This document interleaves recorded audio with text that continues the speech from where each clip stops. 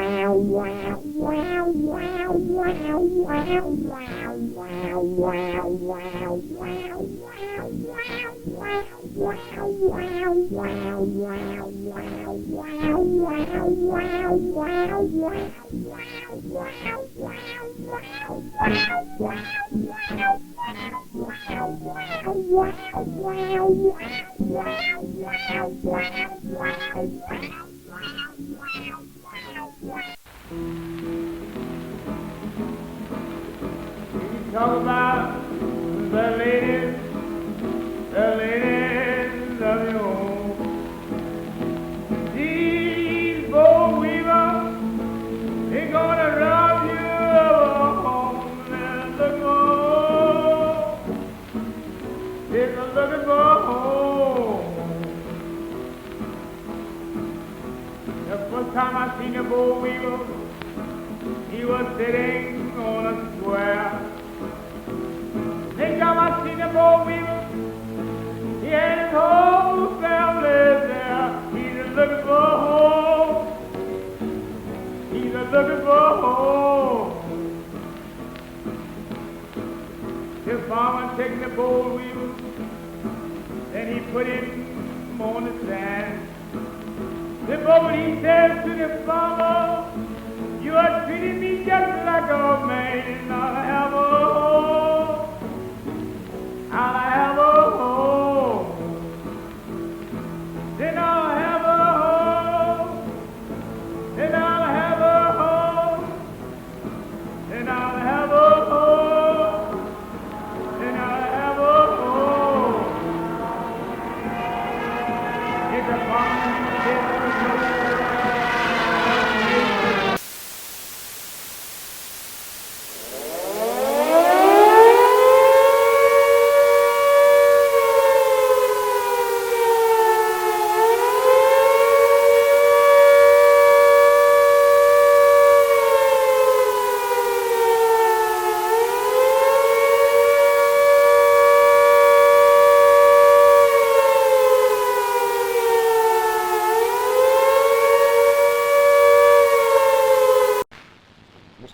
President, Mr. Speaker, members of the Senate and of the House of Representatives, yesterday, December 7th, 1941, a date which will live in infamy.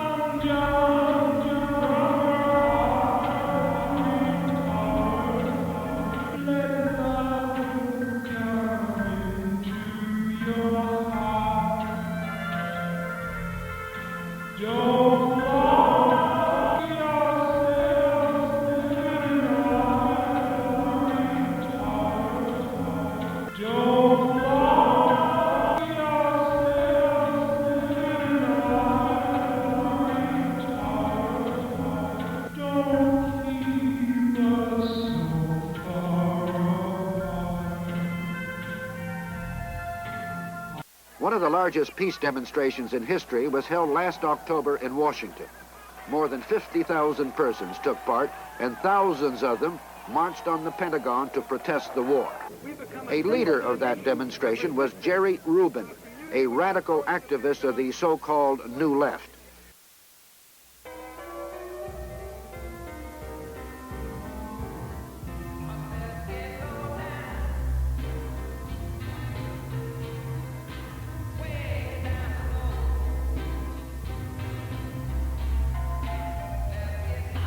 We recently asked him his view of the limits of dissent. We're living in the middle of a beast. Lyndon Johnson is a common murderer, and he should be arrested for murder. There are no limits to dissent.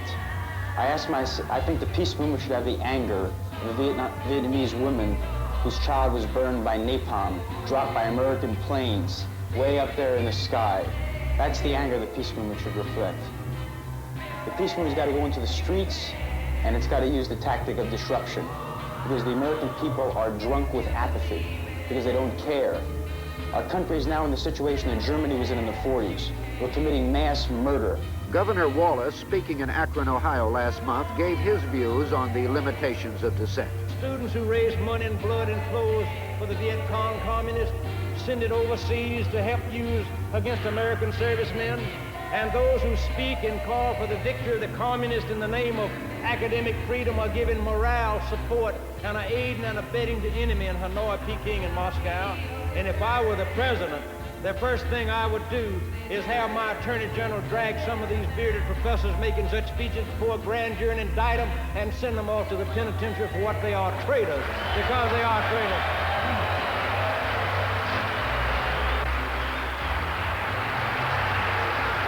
I'm not talking about honest dissent. Many good people in this audience probably, and throughout the country honestly dissent about our being in Vietnam because you love our country. And maybe you think we shouldn't be there because it's not in our interest to be there. And you are honest in it. And many members of the Congress feel the same way. But there's a difference between honest dissent and overt acts of treason and aid and comfort to the enemy.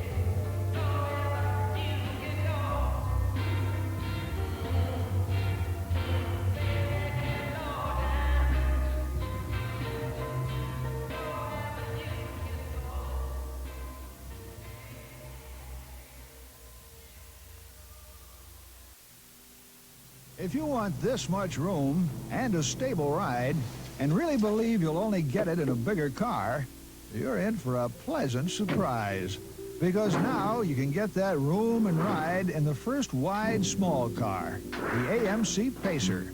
That may explain why half the people buying the Pacer are trading in bigger cars for it. They've also discovered that without all that excess weight, they're getting better gas mileage.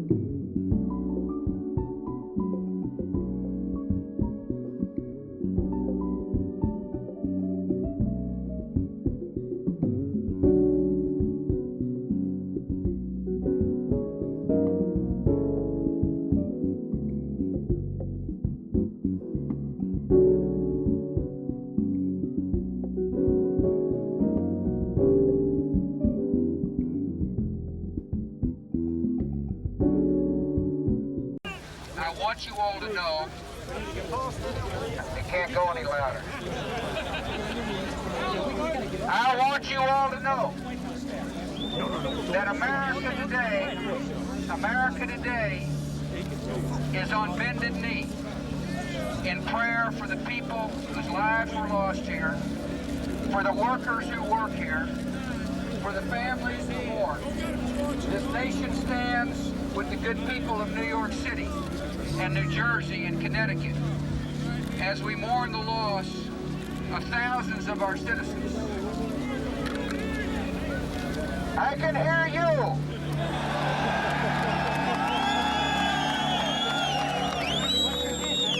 I can hear you. The rest of the world hears you. And the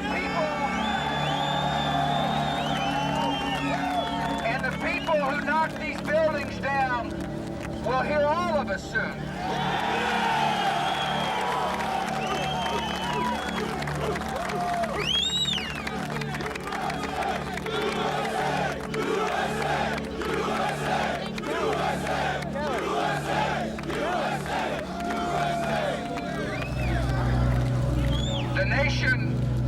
The nation sends its love and compassion to everybody who is here. Thank you for your hard work. Thank you for making the nation proud. And may God bless America.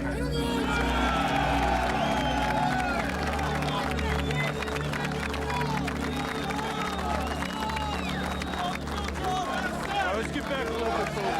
Give us some room.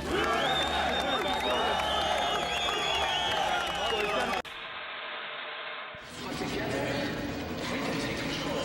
It starts with a call to the girls of Wartime National Hotline. 1-800-448-3000. Help. It's just a phone call away. My dream is to become a singer. It's always been my passion. It's one of the greatest moments of my life.